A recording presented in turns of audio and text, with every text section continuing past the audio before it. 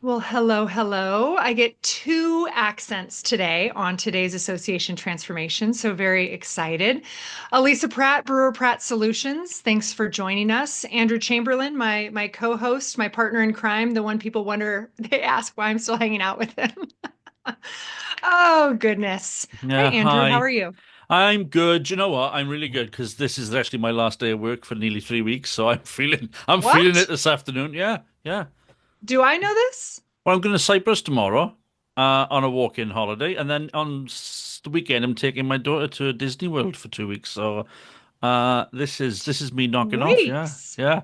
I thought I'd end Wow. my working week with a high on a Tuesday afternoon. All right, well then before you mentally check out, which you may have already started doing, let's talk to our guests. We have an old friend, an association transformation family member. He's been with us before.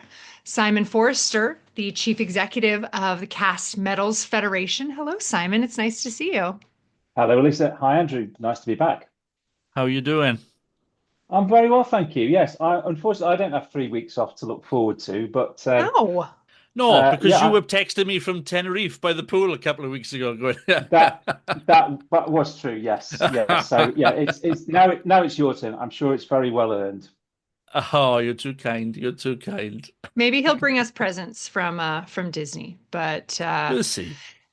it's interesting. I feel like taking a 3 week break demonstrates a confidence that you're needed, that what you provide is valuable, and you can step away and invest in yourself and come back and be appreciated for that. And we've taken a few stabs at the imposter syndrome phenomenon. We had Mark Reed, award-winning author and really researcher of imposter syndrome, with us several pods ago.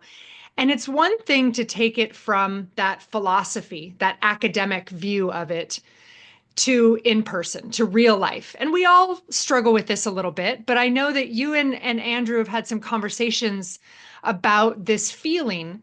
And we wanted to invite you on to just share a little bit about how it's maybe shaped your career, and how more than anything you've come to live with it but also benefit from it.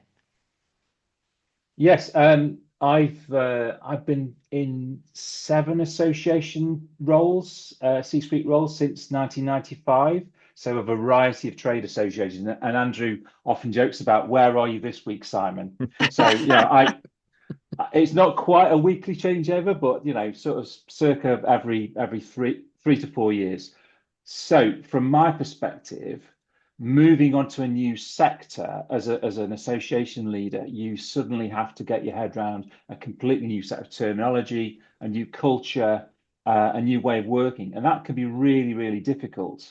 So you have to be able to rely on your skill set and build confidence. But when I listen to the Mark Reed podcast, because I do listen to your podcast, not all of them, but some of them. Oh, No, it's yeah, long time listener, second time caller, as they say on the radio. love it.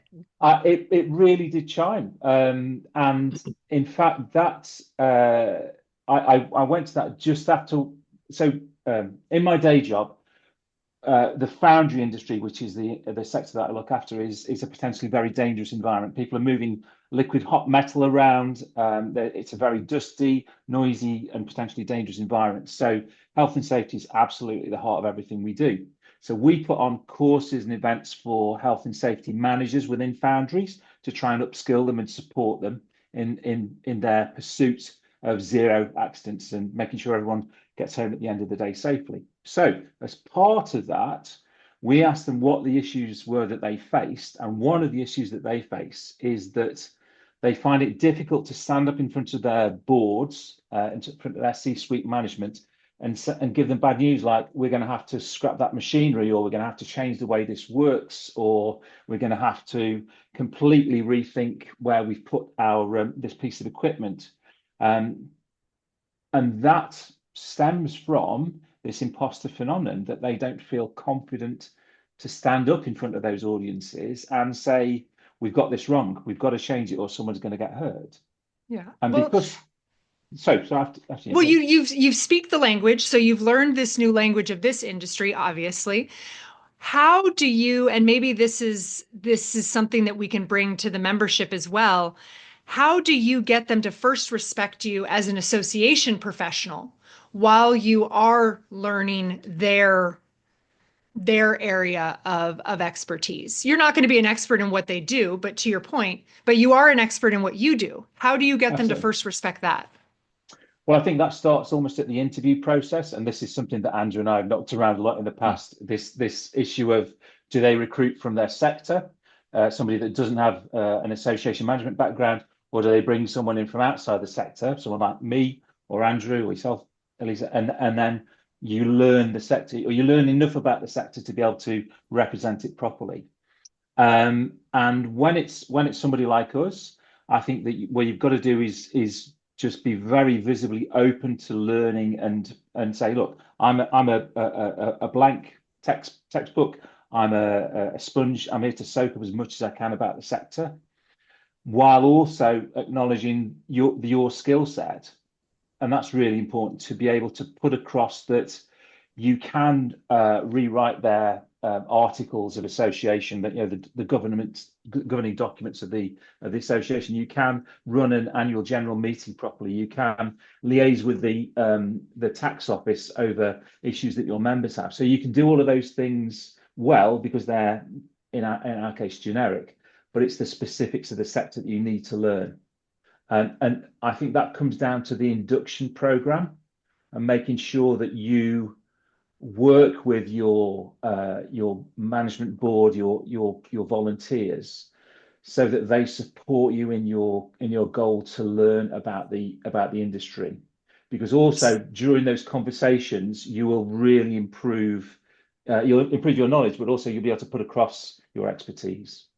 So did they say this in the interview? Did they say we are specifically going to the association profession to bring someone in? I mean, was that an outward conversation that they said that was part of why they sought you or that they were pursuing you? Well, in my very first conversation with the recruitment consultant, he looked. I'd sent my CV in for the role, and he said, "Great CV, but we're looking for someone from the industry." So I Huh. had to Well, convince there you him. go. I had to convince him that actually what you need is an association professional, and I kind of turned him around, which was great, because it's now got me the role. But further along that line, at the almost the final interview, they said, well, "Okay, what do you see the first 100 days like? The Obama style first 100 days in your job?" And I said, "Well, I'm going to do the royal tour." And they said, "Well, what do you mean?" I said, "Well, I'm going to go around like King Charles and just say, 'What do you do?' I'm going to get out there to foundries. I'm going to go and see the members. I'm going to attend lots of events, or as many as I can, and try and just meet as many people from the sector to get a sense of what's happening, and ask questions." And I think that's the best way to overcome your imposter phenomenon, is to actually immerse yourself in the sector, as long as you've got the time and resource to do that. And I think Mm. that's where you have to be really open with your board and say, "Look, I need this. I have to have this. Uh, we're not going to get anything done until I've at least got my head around the parameters of our sector, and how and what will and won't be accepted by the membership." Yeah, because often I think those types of exercises are often deemed as a nice to have or a luxury, aren't they? You can, oh well, he's gallivanting about the country, in The his first listening class, yeah, tour, the on the listening listen to tour. it. But actually, yeah, when it's such an incredibly important part of being the chief executive, introducing yourself, but introducing them and their industry and their ways of working and their issues, their trends, their priorities, their needs, etc.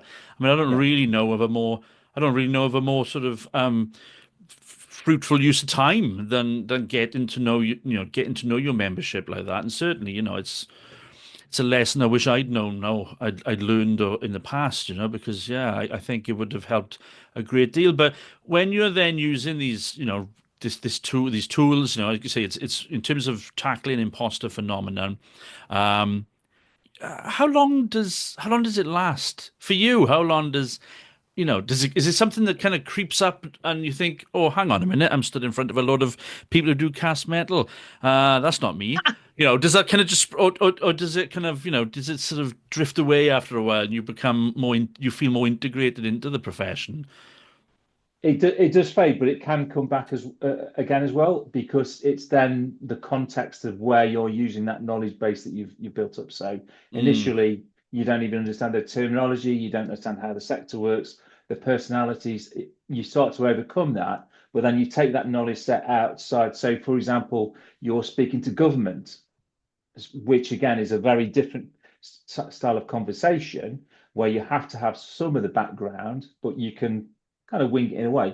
But you're representing the sector then, so you've got that kind of, you got to overcome that. If I get this wrong, this could yeah. be Mm-hmm. Mm-hmm. really serious for our sector, or it could at least set us back 6 months. So you've got to be confident, and I think that part of that is the fake it till you make it. It's about exposing yourself, and talking to members about it, and practicing, and making sure you feel at least reasonably confident in that situation. Because if you've been in association management for a long time, you'll have done this, but you'll have done it in other sectors. My greatest support mechanisms to overcome this is talking to my peers in other associations. And in preparation for this podcast, I spoke to, I think it was 4 other association CEOs, and they'd all had imposter phenomenon. They were all willing to admit privately to it. I know in the other podcast when Mark Reed was talking about, he said 20% of people don't even acknowledge it. They won't even go anywhere near it. I think privately people will acknowledge it. I think it's difficult to acknowledge it to your boards, because they're expecting Mm, you to be absolutely perfect in every way. mm-hmm. Um, Are we because past that? I mean, haven't we embraced a vulnerability? Haven't we embraced Well, we had this uh conversation, didn't we? we No. did, we did. And I don't want, I'm thinking back to the member that you described, Simon, who was had the scenario of coming from their own area of expertise yeah. to their company leadership and having to deliver bad news.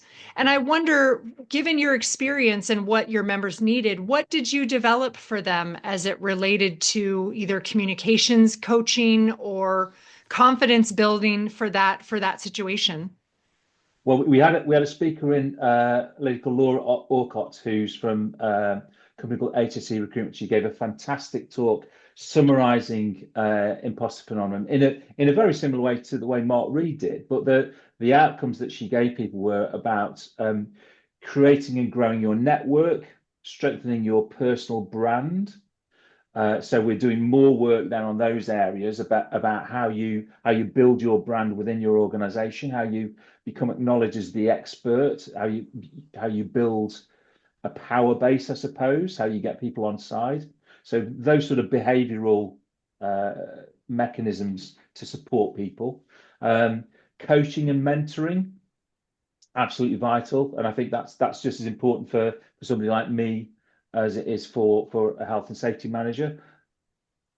And in particular, I would say get that network, and that's what that event that I was talking about was all about. It was bringing health and safety managers together from different foundries from around the UK, all of whom are very embedded within their own organisation, but they often don't have those links with other people in other areas of the country. So to create that safe space where they can have those conversations and say, look, I've got to give my boss is some bad news about something that's happened in the foundry.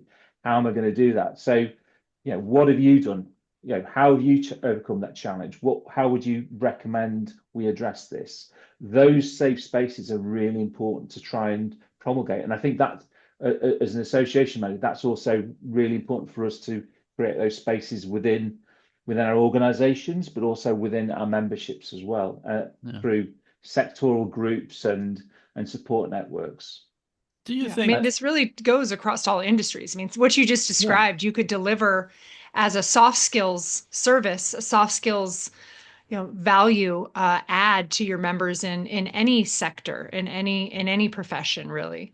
absolutely. I mean, this imposter phenomenon, particularly affects kind of high pressure careers, high performing people in specialisms. And quite often with specialism, you get isolation. So just as Andrew and I have talked in the past about the loneliness of the association leader, that we're expected by our boards to be perfect. We have a team of staff working alongside us who expect us to be perfect. And hey, you're getting the big bucks. You should be able to sort this out. So it can be quite isolating. So that's again where that networking and support mechanism is absolutely vital, I think. And it, as you said, Lisa, it crosses every sector because it's people.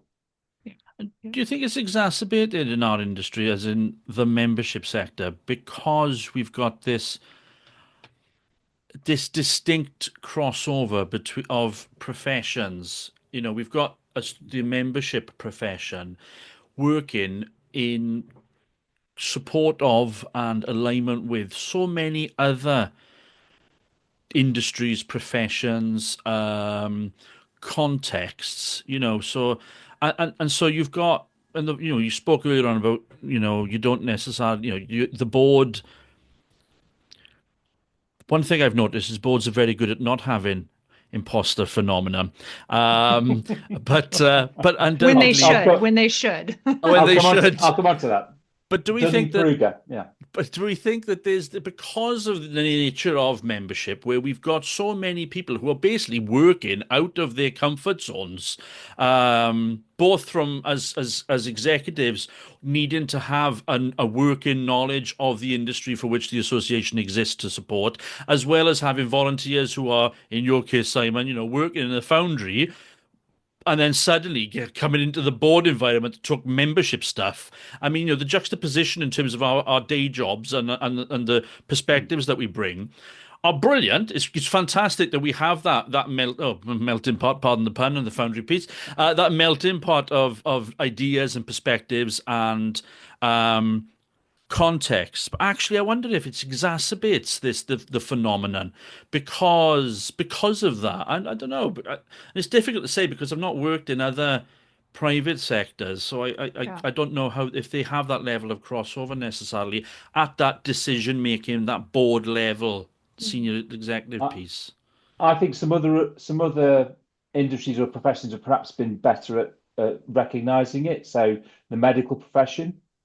So, I mean, obviously, very, very high pressure, can be very isolated, you know, making split-second decisions, and their support for particularly doctors, but also nurses and other healthcare professionals is really improving. Certainly was improving back when I worked in the NHS, National Health Service. But yeah, association leaders, I think that we're a little bit on our own at the moment. It's not really recognized.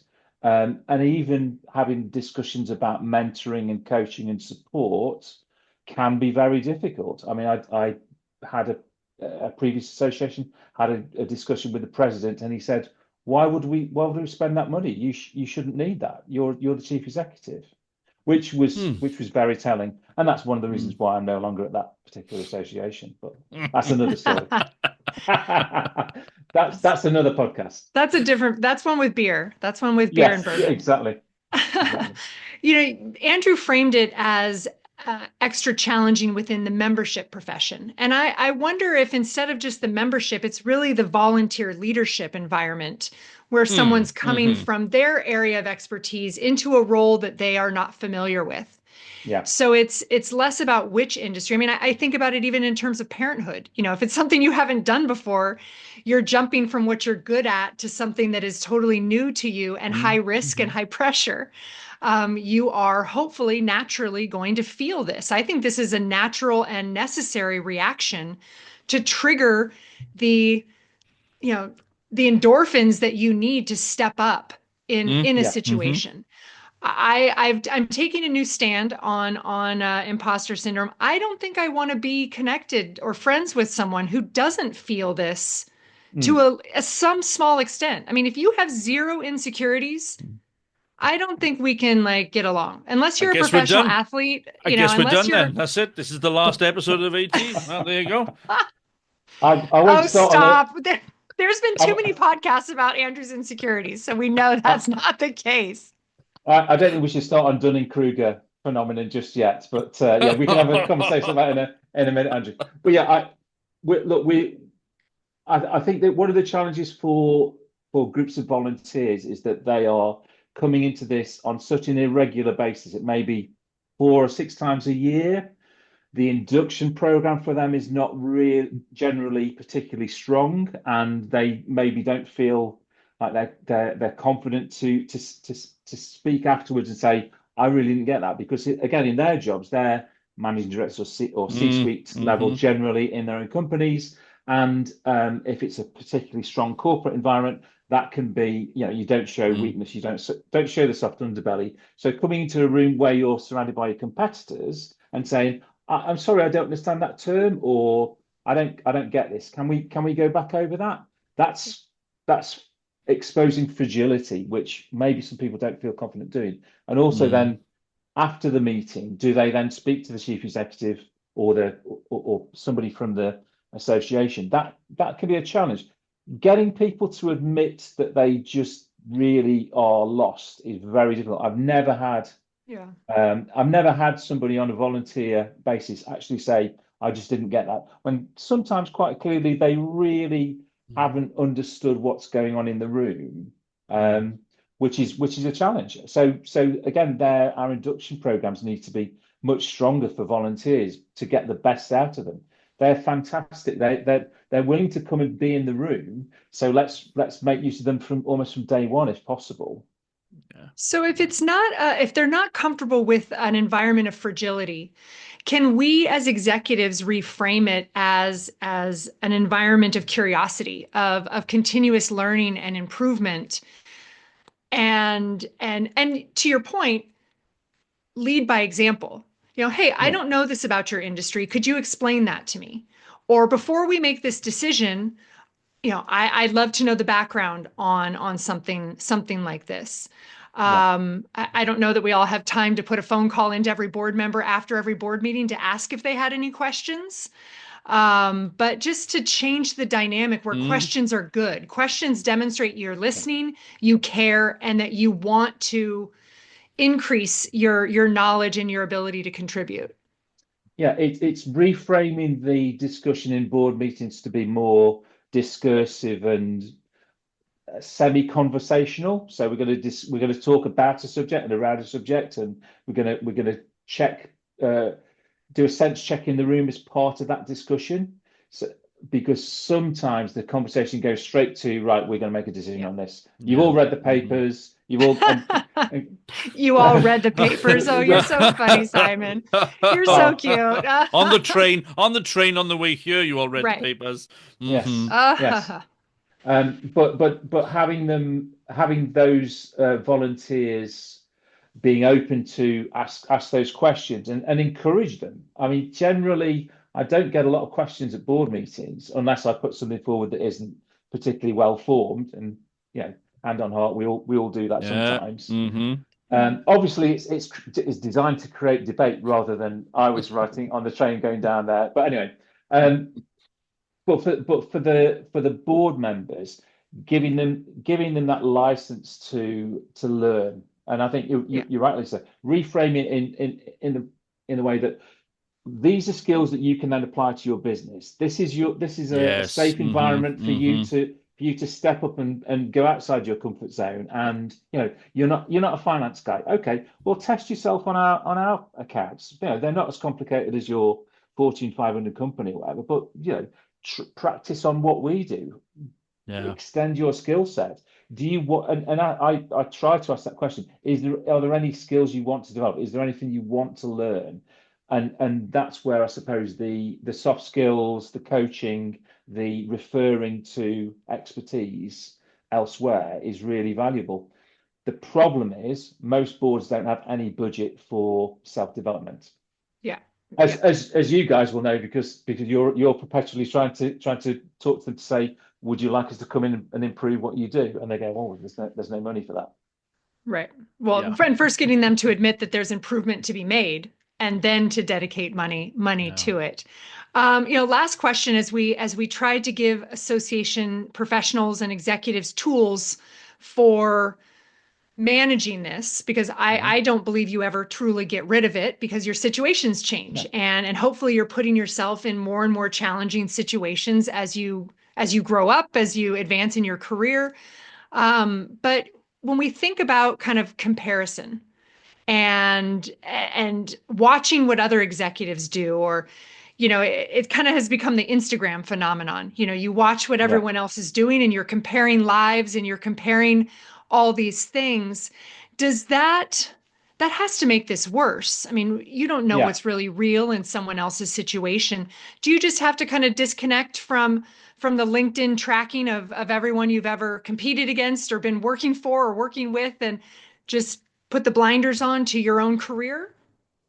There's that saying, isn't it, which I think was Teddy Roosevelt: "Comparison is the thief of joy," which I absolutely understand, because you shouldn't say, "Oh, this person's better than me, I can never be like them." What you should be saying is, "Okay, look, I'm going to embrace that pain, that lack, and see how I can use this to advance myself." So, imposter phenomenon, as you referred to earlier, is actually a trigger. It's your body saying you need to go from here to there.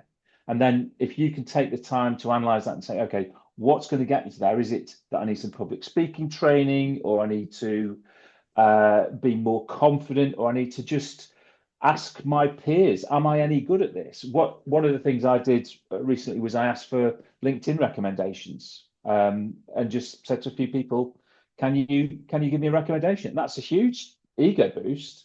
You're getting people to go, yeah, Simon's actually good at these things, and you learn more about yourself through other people's eyes. So having that, and again, going back to that, if you are feeling that imposter phenomenon strongly, go back to that peer network, whether it's written down in LinkedIn reviews, or just talk to people who go, look, I've got to go and I've got to do some lobbying with government. It's something I've never done before.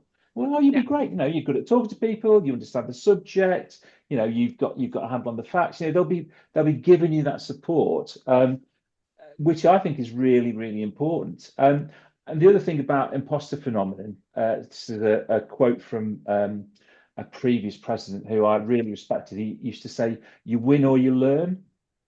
So you're either going to move on, or you'll learn from it. And as long as you are learning from it, that really keeps that imposter phenomenon down, because it's okay, this is outside my comfort zone, or I don't feel confident, but I'm going to use this trigger to become better.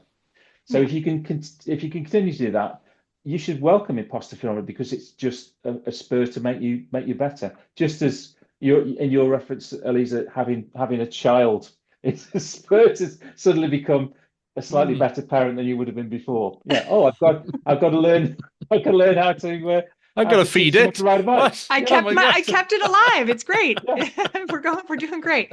Another day. Yeah. Simon, thank you so much. We can't wait to see all your successes with the Cast Metals Federation. We're so glad that you found a great home there.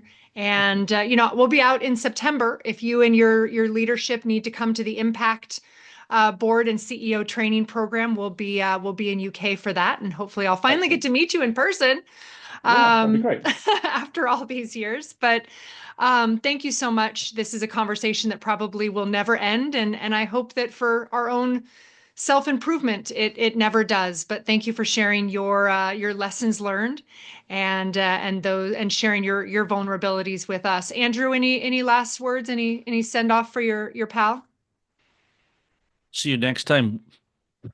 I have to say, this will be one. This will be one. It struck me at the start of this recording when we say, welcome to the Association Transformation family. Now, I think only people familiar with Father Ted will get this analogy. But I feel like Simon, he's like the uncle. He's like the Father Jack of the AT family. When I think of you, look it up. Those of you who in Saskatoon, Saskatchewan, look it up. That's how I fondly think of Simon. It'll mean something.